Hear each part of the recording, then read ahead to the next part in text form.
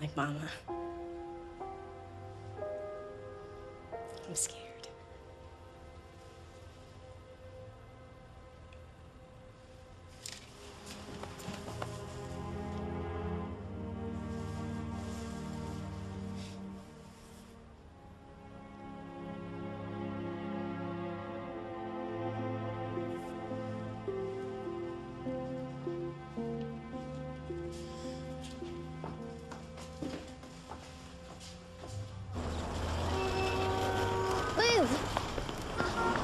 Liz, they kicked me out of the group home and, all my stuff. They can't kick you out. You're not 18 yet. They're gonna put me in Brooklyn. I don't want to go to Brooklyn. You have to help me. I have an interview, all right? No, Liz, you can't leave me. I have to. You can't just leave me I here. have to. Chris! Just let me get through this one thing, and then you can come back and go to school with me. I don't want to go to school. I don't belong there. Neither do you. Yes, I do. You think they let people like us into Harvard?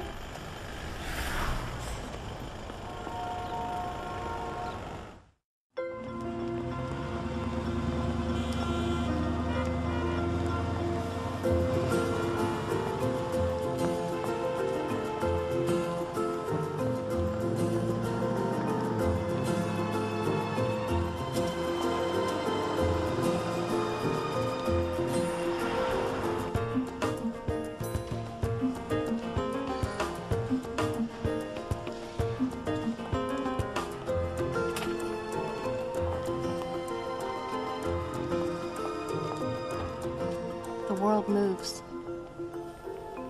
You're just a speck. It can all happen without you. Situations are not conducive to what you want for yourself. Someone else's needs, someone else's plight is going to be stronger than yours is. I think people just get frustrated with how harsh life can be, so they spend their time dwelling on that frustration and calling it anger, keeping their eyes shut to the wholeness of the situation, to all the little tiny things that have come together to make it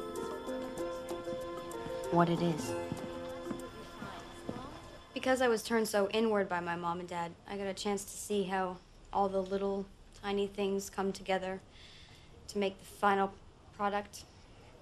So I was never inclined to wonder why this or why that. I knew why. Not that I was happy about it. In fact, I was really sad about it most of the time. But I was very accepting. I was very accepting. I just always knew that I needed to get out. Is there anything else you'd like to tell us? I loved my mother so much. I mean, she was a drug addict. She was an alcoholic. She was legally blind. She was schizophrenic. But I never forgot that she did love me. Even if she did. All the time. All the time, all the time.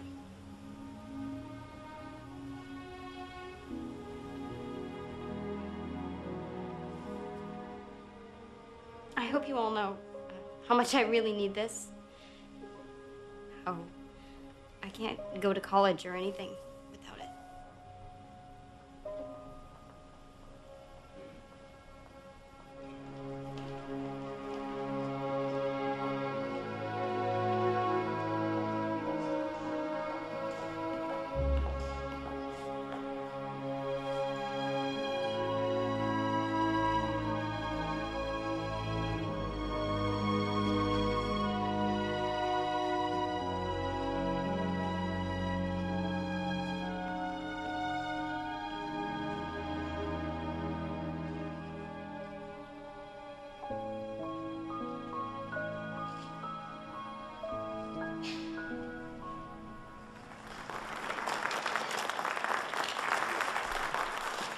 She earned a 95 average and finished at the top of her class of 150. She did it while completing 4 years of high school in 2. She did it while homeless, her mother dead, her father a drug addict living in shelters. And any way I describe this can't do justice to her accomplishments. So I'll just introduce to you our 6th New York Times Scholarship winner, Liz Murray.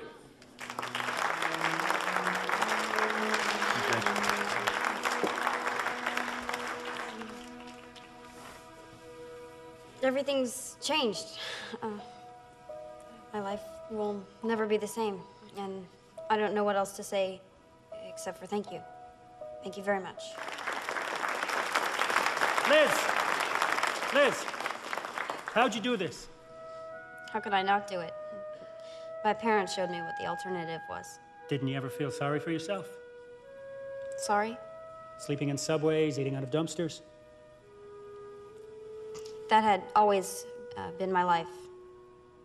And I feel that I got lucky because any sense of security was pulled out from under me, so I was forced to look forward.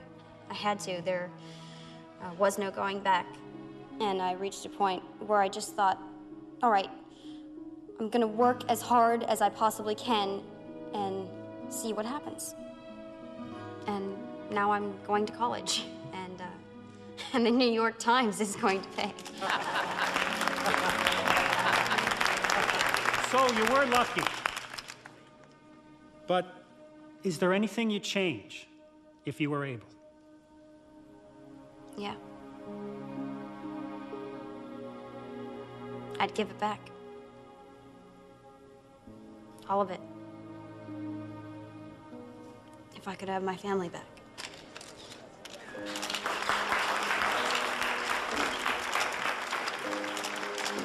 I got into Harvard. I got a job at the New York Times. I got an apartment. I don't have to carry my whole life with me anymore. I don't have to carry my whole life with me. But I do. Everyone I've known, everything I've done. Pieces chip off. I forget the little things. And it's still hard to carry alone. So that's why I've told you. That's why I've told you my story. And now I can lay that burden down, put it to rest, and I can go on.